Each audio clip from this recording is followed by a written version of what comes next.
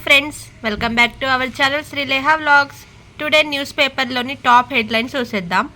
ఉగ్రవాదంపై ద్వంద్వ ప్రమాణాలు లేవు, రాజీ పడకుండా పోరాడతాం, వ్యూహాత్మక రంగాల్లో మలేషియాతో బంధాలు, ఇండో పసిఫిక్లో శాంతి సుస్థిరతకు కట్టుబడి ఉన్నాం, మోదీ 11 ఒప్పందాలపై సంతకాలు. పెద్దనపుత్రలో ఘన స్వాగతం. మోదీ ఆదివారం ఉదయం కౌలాలంపూర్ నుంచి పుత్రజయ నగరానికి చేరుకున్నారు. మలేషియా ప్రధానమంత్రి అన్వర్ ఇబ్రహీం అధికారిక నివాసం పెద్దనపుత్రలో అధికారిక లాంఛనాలతో ఆయనకు స్వాగతం లభించింది. అనంతరం ఇరు దేశాల ఉన్నతాధికారుల బృందాలు, ప్రధానుల మధ్య ద్వైపాక్షిక సమావేశాలు జరిగాయి. దేశీయ కరెన్సీలో చెల్లింపుల్ని ప్రోత్సహించే ప్రయత్నాలను ఇరు దేశాలు కొనియాడాయి. భారత్లో వాణిజ్యానికి మరిన్ని అవకాశాలు లభిస్తే తమకెంతో ప్రయోజనమని ఇబ్రహీం అన్నారు. మలేషియా పర్యటన ముగించుకొని మోదీ భారత్కు బయలుదేరారు. 45,28,822 కోట్ల దిగుమతులిక సులభం. పీయూష్ గోయల్ కొత్త వాణిజ్య ఒప్పందం ద్వారా అమెరికా నుంచి వచ్చే 5 ఏళ్లలో 45,28,822 కోట్ల దిగుమతులు చేసుకోవడం సులభమవుతుందని కేంద్ర వాణిజ్యం పరిశ్రమల శాఖ మంత్రి పీయూష్ గోయల్ తెలిపారు. ఈ పరిమాణం సరిపోదని 271.73 లక్షల కోట్ల భారత ఆర్థిక వ్యవస్థకు ఇది పెద్ద సంఖ్య కాదని అభిప్రాయపడ్డారు. కేవలం ఏవియేషన్ రంగంలోనే 9,6 కోట్లకు పైగా దిగుమతులు అవసరమని, దానికి చమురు, ఎల్ఎన్జీ, ఎల్పీజీ, ముడి చమురు అదనమని తెలిపారు. అమెరికాతో మధ్యంతర వాణిజ్య ఒప్పంద ఫ్రేమ్వర్క్ ఖరారైన నేపథ్యంలో ఆదివారం ఆయన పీటీఐ వీడియోస్ ఇంటర్వ్యూలో మాట్లాడారు. 18% సుంకాలను ఎదుర్కొంటున్న భారతీయ ఉత్పత్తులు ఇతర దేశాలతో పోలిస్తే అమెరికా మార్కెట్లో బాగానే లబ్ధి పొందుతాయి. మనతో పోటీపడే చైనాపై 35%, ఇతర ఆసియా దేశాలపై 19% సుంకాలున్నాయి. ప్రపంచంలోని అన్ని దేశాల నుంచి దిగుమతి చేసుకుంటున్నాం. వచ్చే 5 ఏళ్లలో ఇవి 181 కోట్ల 15 లక్షలకు చేరుకోనున్నాయి. అందుకే భారత్లో డిమాండ్ ఉందని అమెరికా ప్రతినిధులు చెప్పారు. సుంకాలను తగ్గించడం ద్వారా పోటీ పడాలని సూచించాయని గోయల్ తెలిపారు. కేంద్రానికి కేసీఆర్ అవినీతి కనిపించలేదా? గాంధీ కుటుంబంపై కేసులు పెట్టిన మోదీ భారాసా నేతలను ఎందుకు వదిలేశారు? మున్సిపల్ ఎన్నికల్లో కాంగ్రెస్కు ఓటేస్తేనే అభివృద్ధి, ఏ జిల్లాను తొలగించాం, తప్పుడు ప్రచారం నమ్మవద్దు. జయశంకర్ భూపాలపల్లి సభలో సీఎం రేవంత్ రెడ్డి. బంగ్లాదేశ్ ఎన్నికలు ఒక నాటకం, అవి ప్రజాస్వామ్యబద్ధంగా జరగడం లేదు. అధికారంలోకి ఎవరొచ్చినా సంక్షోభం తప్పదు. పాక్తో స్నేహానికి యూనస్ వెంపర్లాడుతున్నారు. ఈటీవీ భారత్ ప్రత్యేక ఇంటర్వ్యూలో మాజీ ప్రధాని షేక్ హసీనా. వచ్చే నజరానా, రాజధాని శివారు పట్టణాల్లో ఇంటింటికి పంపకాలు, ఓటు తమకేనంటూ ప్రమాణాలు తీసుకుంటున్న అభ్యర్థులు, పగలు ప్రచారం కన్నా రాత్రి మంతనాలకే ప్రాధాన్యం. ఫోరెన్సిక్ ల్యాబ్ ప్రమాదం వెనుక సీఎం, ఓటుకు నోటు కేసులో సాక్ష్యాలు మాయం, భారాసా కార్యనిర్వాహక అధ్యక్షుడు కేటీఆర్ ఆరోపణ. కాంగ్రెస్ ఎంఐఎం ఆటలు సాగనివ్వం, ముస్లింలకు నేను వ్యతిరేకం కాదు, మజ్లిస్తోనే శత్రుత్వం, మైనారిటీల సంక్షేమానికి ఎంతో కృషి చేస్తున్నాం. కరీంనగర్ సభలో కేంద్ర మంత్రి బండి సంజయ్.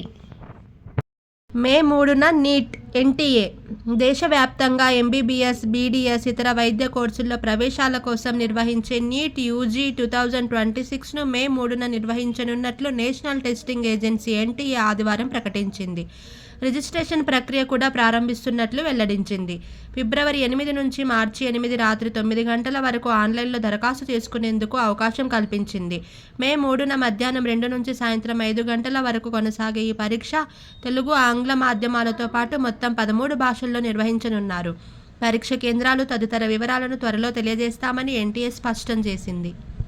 పాతాళం వైపు భూగర్భ జలం, నెలకు దాదాపు మీటర్ పడిపోతున్న నీటి మట్టం, వేసవిలో పొదుపుగా వినియోగించుకోవాలంటున్న నిపుణులు. కొమరం భీం జిల్లాలో కలకలం రేపిన మావోయిస్టుల సంచారం. హెరిటేజ్ ఫుడ్స్ పెరుగులో వెన్న లేదనేది దుష్ప్రచారమే. సాక్షి పత్రికలో ప్రచురితమైన కథనం పూర్తి అవాస్తవం. Heritage Foods Limited CEO Sambamurthy. Gig ఎకనామీతో మహిళా సాధికారత అయినా పని ప్రదేశంలో వారికి అనేక సవాళ్లు. 8.2% మందికి రోజుకి 1000 చొప్పున సంపాదన. వివి గిరి కార్మిక కేంద్రం అధ్యయనం. శక్తివంతమైన ఏఐ మానవాళికి అగ్ని పరీక్ష. కార్ల్ సాగన్ రాసిన ప్రఖ్యాత నవల కాంటాక్ట్ సినిమా వర్షన్లో ఓ అద్భుత సన్నివేశం ఉంటుంది. గ్రహాంతర వాసుల నుంచి రేడియో సిగ్నల్ అందుకున్న ఖగోళ శాస్త్రవేత్తను అంతర్జాతీయ కమిటీ ఇంటర్వ్యూ చేస్తుంటుంది. అందులో ఒకవేళ గ్రహాంతర వాసులు సంప్రదిస్తే వారిని మీరేం అడుగుతారు అన్న ప్రశ్నకు ఆ శాస్త్రవేత్త ఇలా సమాధానం చెబుతారు: నేను వారిని ఒక్కటే అడుగుతాను, మీరు ఈ సాంకేతిక కౌమార దశను దాటి మిమ్మల్ని మీరు నాశనం చేసుకోకుండా ఎలా మనుగడ సాగించారు, ఎలా పరిణామం చెందారు. సరిగ్గా మానవాళి ఇప్పుడు కృత్రిమ మీద ఏఐ విషయంలో ఇదే దశలో ఉంది అని ఏఐ సంస్థ ఆంథ్రోపిక్ సీఈఓ డారియో అమోడేయ్ హెచ్చరిస్తున్నారు. ఏఐ స్టార్టప్ ఆంథ్రోపిక్ నుంచి వచ్చిన క్లాడ్ ప్లగిన్లు టెక్ ప్రపంచంలో ప్రకంపనలు సృష్టించిన సంగతి తెలిసిందే. ఈ నేపథ్యంలో తన వెబ్సైట్లో ఆయన రాసిన ఒక వ్యాసం చర్చనీయాంశం అవుతుంది. ది అడోలెసెన్స్ ఆఫ్ టెక్నాలజీ పేరుతో రాసిన సుదీర్ఘ వ్యాసంలో ఏఐ భవిష్యత్తు, పొంచి ఉన్న ముప్పు, తీసుకోవాల్సిన జాగ్రత్తలపై డారియో సమగ్ర విశ్లేషణ చేశారు. మనం ఇప్పుడు అత్యంత శక్తివంతమైన సాంకేతికతను చేజిక్కించుకునే దశలో ఉన్నామని, ఇది మానవ జాతికి ఒక అగ్ని పరీక్ష వంటిదని, మన సామాజిక రాజకీయ వ్యవస్థలకు ఈ శక్తిని నిర్వహించే పరిపక్వత ఉందో లేదో తెలియని సందిగ్ధత నెలకొందని ఆయన వ్యాఖ్యానించారు. డారియో అమోడేయ్ విశ్లేషణలోని కీలకాంశాలు ఆయన మాటల్లో ఈ మొత్తం ఉంది పేపర్లో.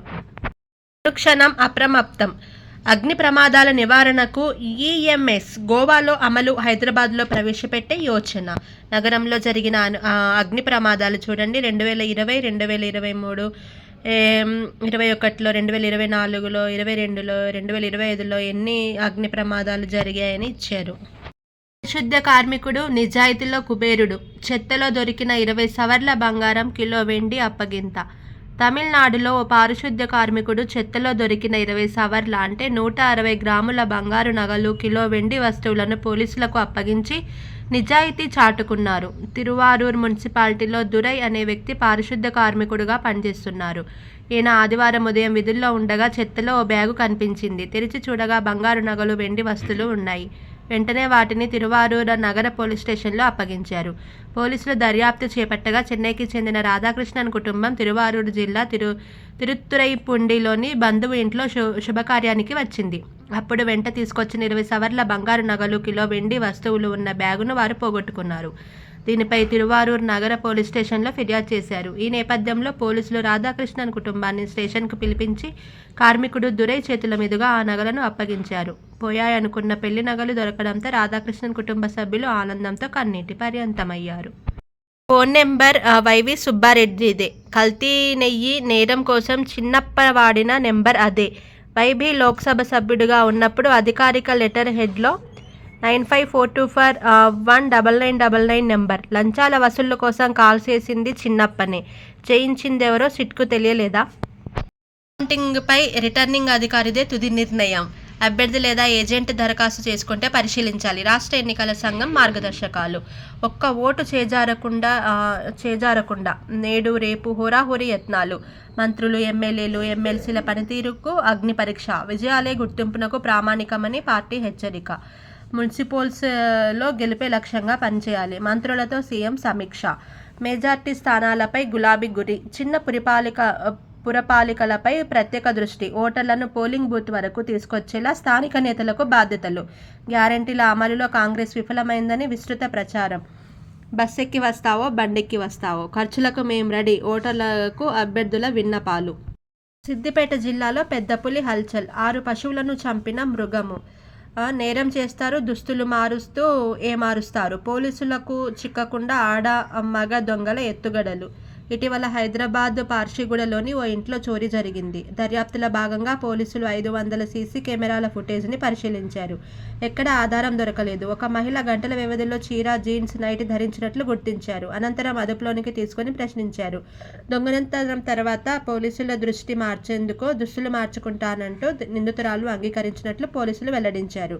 కోటిలోని బ్యాంక్ స్ట్రీట్లో జనవరి 31న ఏటీఎంలో నగదు డిపాజిట్ చేసేందుకు వచ్చిన వస్త్ర వ్యాపారిపై కాల్పులు జరిపిన అంతర్రాష్ట్ర దొంగలు 6 లక్షలు దోచుకొని బాధితుడి బైక్ పైనే పారిపోయారు. మార్గం మధ్యలో కాచిగూడలో ఆగి దుస్తులు మార్చుకున్నారు.